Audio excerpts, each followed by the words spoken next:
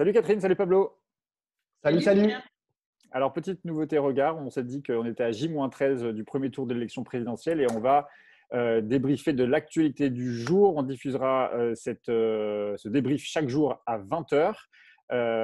C'est parti d'une discussion pour ceux qui nous regardent et qui nous écoutent. On est le jour J de début de la campagne officielle et donc dans les télés, les radios, il y a stricte égalité des candidats et de leurs représentants dans les médias, mais aussi des commentaires qui analysent chacun des candidats. Donc double type d'égalité et nous, à Regard, on n'est pas contraint par ces règles. Donc du coup, on vous proposera chaque jour à 20 heures un petit débrief. Et si vous le souhaitez d'ailleurs, vous pouvez réagir sous cette vidéo et nous solliciter sur des sujets que vous souhaiteriez qu'on puisse aborder, si on reste évidemment dans l'actualité du jour. Bien qu'on ne puisse pas anticiper évidemment les actualités du lendemain, mais quand même, on sait très bien qu'il y a possiblement des sujets que vous souhaiteriez qu'on aborde dans Regard, et on le fera avec plaisir. Aujourd'hui, il y a à peu près deux grosses actualités qui se dégagent. En tout cas, il y a ce retour des meetings d'hier, puisque hier, c'était une journée de meeting partout en France. Fabien Roussel, Jean-Luc Mélenchon, Valérie Pécresse, Emmanuel Macron, pardon, Éric Zemmour et Yannick Jadot. Ce qui a valu d'ailleurs au président de la République, candidat Emmanuel Macron, de répondre au meeting d'Éric Zemmour qui a fait polémique, puisque dans son meeting a été scandé Macron assassin. Ça a fait réagir le président de la République qui a dit, je le cite, il y a deux hypothèses à ce qui s'est passé. La première, c'est l'indignité, c'est plutôt celle qui lui semble la plus crédible, visiblement. Et puis, il a ironisé en disant que la deuxième hypothèse, c'était la méconnaissance d'une réforme très importante du quinquennat, à savoir le 100% santé. Il dit, je le cite, maintenant les prothèses auditives, les lunettes et les prothèses dentaires sont remboursées par la sécurité sociale. 10 millions de Françaises et de Français ont eu accès à cela. Et il répond, plaisanterie de garçon de bain. Ça, c'est Zemmour qui répond à Emmanuel Macron. Bref, ça fait une passe d'armes entre les deux. Sur un fond, franchement, pas très heureux non plus. On se moque des malentendants. Il l'avait déjà fait d'ailleurs face à Jean-Luc Mélenchon, qu'il avait un peu taclé sur son côté malentendant. Qu'est-ce qu'on se dit après une séquence comme celle-là, que franchement, la campagne, elle est un peu râle et pâquerette, non? Ouais, moi, je suis complètement d'accord avec ce que tu viens de dire et je trouve ça de très mauvais augure en fait pour les 15 jours là, qui nous séparent du premier tour de la présidentielle. Moi, je suis choqué en fait qu'au nom de la démocratie en fait, et, du respect et de l'égalité entre les différents candidats et candidates, on doive se coltiner, je pense qu'il n'y a pas d'autre mot, des discours racistes à longueur de journée. J'en veux pour preuve en fait ce qui s'est passé hier avec notamment le meeting d'Éric Zemmour, qui a été diffusé en intégralité sur les chaînes de télévision en continu et qui a été Le très seul, regardé. d'ailleurs, le seul meeting qui a été diffusé sur l'ensemble des chaînes d'infos, à part celui de Roussel qui a été pour partie diffusé sur LCI, et celui de Jean-Luc Mélenchon pour partie diffusé sur France Info. Mais sinon, c'est effectivement le seul qui a Exactement. été diffusé. Exactement. Et au-delà du Macron assassin qui a été scandé par la foule et sur lequel, bon, voilà, on va avoir une polémique qui va encore durer 2-3 jours, enfin, le fond quand même du discours d'Éric Zemmour et des gens qui ont pris la parole avant lui, Ravier, Maréchal Le Pen, etc., qui parlent de rémigration, qui parlent de France africaine dans moins à horizon 2060, qui parlent de France islamisée, je veux dire, avec tout un vocabulaire, le problème de l'expansion de l'islam, a répété Éric Zemmour avec une foule en délire qui applaudit à tout rompre. Tout ça, en fait, balancé sans filtre pendant 1 heure et demie à la télévision, je trouve ça éminemment problématique et je trouve que collectivement, en fait, on devrait se poser la question à la fois du côté des médias, mais aussi dans le débat public et politique plus général. Qu'est-ce que ça veut dire, en fait, sous prétexte que l'on est candidat à la présidentielle, et c'est un prétexte important, parce qu'il faut veiller à ce que tout le monde puisse avoir la parole de façon équitable, voire égale. Enfin, il y a un débat dans les termes, mais balancer comme ça, déverser en fait des flots de racisme hyper concentrés et hyper violents en permanence, je trouve qu'il y a un problème et je pense que c'est aussi le témoin d'une démocratie ou en tout cas d'une république qui va pas très bien. Catherine, Macron a soulevé deux hypothèses, l'indignité de Zemmour ou alors le côté malentendant. Ce même Emmanuel Macron qui refuse de débattre en direct avec l'ensemble des candidats. Qu'est-ce que ça dit de l'atmosphère de cette campagne? Moi, ce que j'ai écouté le meeting d'Éric Zemmour en direct, puisqu'en effet, on pouvait l'entendre en direct, et puis j'ai écouté en podcast le meeting de Jean-Luc Mélenchon. C'était à Tous Marseille les au Prado. deux, qui était à Marseille au Prado. donc, qui ont fait tous les deux donc, un grand meeting en plein air avec beaucoup de participants. Et ce que j'ai retenu, moi, dans ces deux meetings, c'était vraiment deux candidats qui sont déterminés à se battre jusqu'au bout pour accéder au second tour. Ça m'a vraiment frappé. Alors, pour ce qui concerne Zemmour, c'était hallucinant la manière qu'il a eu d'attaquer Marine Le Pen d'une part et Valérie Pécresse d'autre part, c'est-à-dire en fait des candidats qui sont proches finalement de son électorat puisqu'il prétend vouloir rassembler toute la droite et puis s'il était au second tour, on se dit qu'il a potentiellement besoin de leur ralliement. C'était pas ça l'ambiance, hier il les a tapés mais comme un sourd et il y avait une foule extrêmement virulente, mobilisée, présente, qui applaudissait, qui intervenait, qui parlait.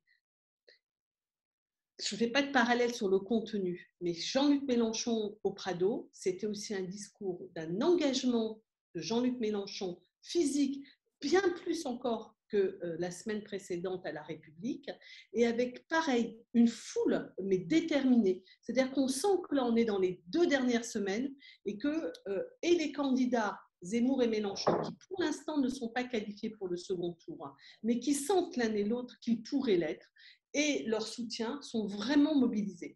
Et donc, ça, je reviens à cette histoire de Macron assassin. Quand je l'ai entendu, puisque je l'ai entendu en direct, ça m'a fait, j'ai trouvé ça tout à fait exagéré et très, très pas bien, quoi, de dire une chose pareille.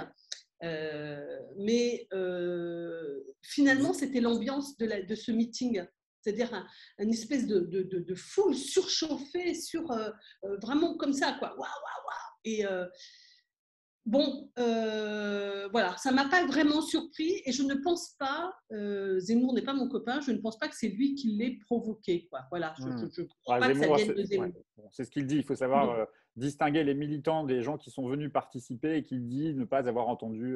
Oui, mais même c'était surtout dans ces militants. Je ne dis pas que ce n'était pas les gens lambda, c'était des militants qui sont venus, qui ont dit ça. Alors après, sur le deuxième point, donc voilà, ce que je retiens, c'est qu'il y a une ambiance, je pense qu'on va vivre 15 jours et c'est la raison pour laquelle on a décidé de faire ce débrief, c'est qu'en fait, on sent qu'il y a 4 personnes qui potentiellement, comme en 2017, hein, peuvent aller au second tour et qui sont déterminés à se battre pour accrocher le second tour. Alors justement, comme on a dit qu'on faisait un débrief quotidien qui ne durera pas plus de 10 minutes, là on a déjà fait la moitié, on va commenter les sondages, les derniers sondages du jour qui évidemment sont très regardés parmi ces 4 candidats dont tu parlais, Catherine.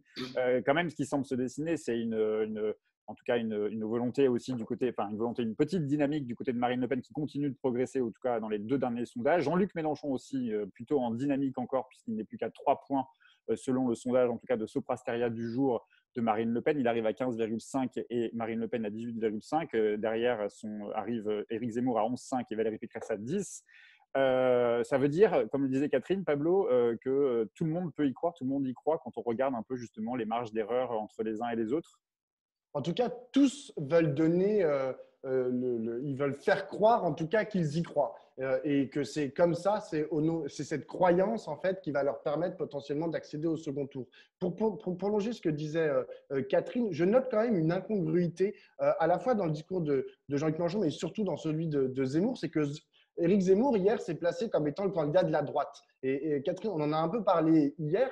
Je trouve ça un peu original qu'au moment où la droite est aussi démonétisée, le concept de droite est aussi démonétisé, ou en tout cas est largement capté par le candidat Emmanuel Macron, que Éric Zemmour, qui était plutôt dans un… depuis le début, hein, il se dit le candidat de l'union des droites. Mais là, tout d'un coup, il dit non, arrêtez tout avec la Pécresse et Le Pen. Le candidat de la droite, c'est moi. Pécresse étant la candidate centriste et Marine Le Pen la candidate socialiste, voilà, selon ces termes. Mais lui, du coup, en disant je suis le candidat de la droite, finalement, il se remet dans le système. C'est-à-dire qu'il dit ce qu'il a toujours fustigé depuis le début, hein, et même il l'avait pensé avant de se présenter à la présidence de la République. Il voulait être le candidat anti-système. Et là, tout d'un coup, il est candidat de la droite. Parallèle sur la forme et pas du tout sur le fond, Jean-Luc Mélenchon dans le discours du Prado, il a répété énormément de fois le mot gauche. D'ailleurs, beaucoup plus de fois qu'à la République à Paris la semaine dernière. C'est-à-dire que lui aussi, en fait, se réancre dans une histoire beaucoup plus traditionnelle qu'il n'avait pu l'être lorsqu'il a dans sa parenthèse populiste. Il se réancre dans une histoire de la gauche, comme si l'un et l'autre voulaient réactiver, en fait, enfin, ou plutôt utilisaient ce clivage gauche-droite, qui est un très vieux clivage, très ancien, comme si, en se réinscrivant dedans, ils pouvaient peut-être essayer de récupérer les quelques pourcentages qui leur manquent à l'un et à l'autre pour accéder au second tour. Catherine, un dernier mot justement sur Zemmour, parce que on imagine tous que Éric Zemmour fait tout son possible pour effectivement atteindre ce second tour. Et en vrai, ce serait la meilleure chance possible aussi pour Jean-Luc Mélenchon d'accéder au second tour. On ne va pas se mentir, il y a un jeu de vase communicant. Dès que Éric Zemmour monte, Marine Le Pen descend. Ah ben, oui, enfin, encore heureux.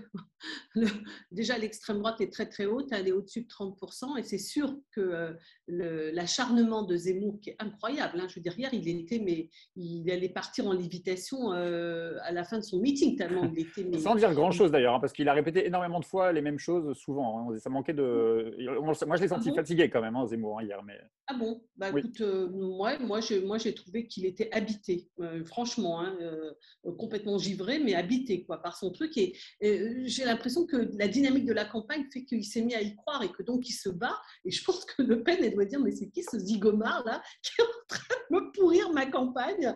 Mais pour l'instant, quand même, elle est encore très largement devant lui. Moi, ce que je crois, c'est qu'il se bat, en effet, comme vient de le dire Pablo, plus il dit qu'il veut être au second tour et plus il a de chances d'y être. C'est-à-dire plus il donne à y croire à ses militants et à ses électeurs, et que donc il donne des raisons de voter pour lui, et puis il fera un bon score.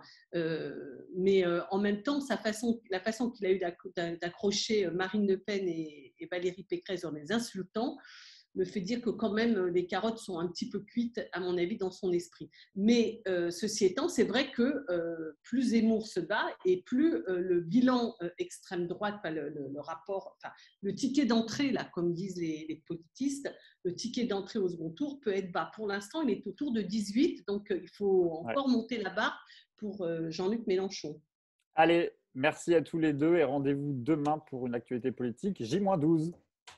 Ciao, à demain. Ciao, ciao.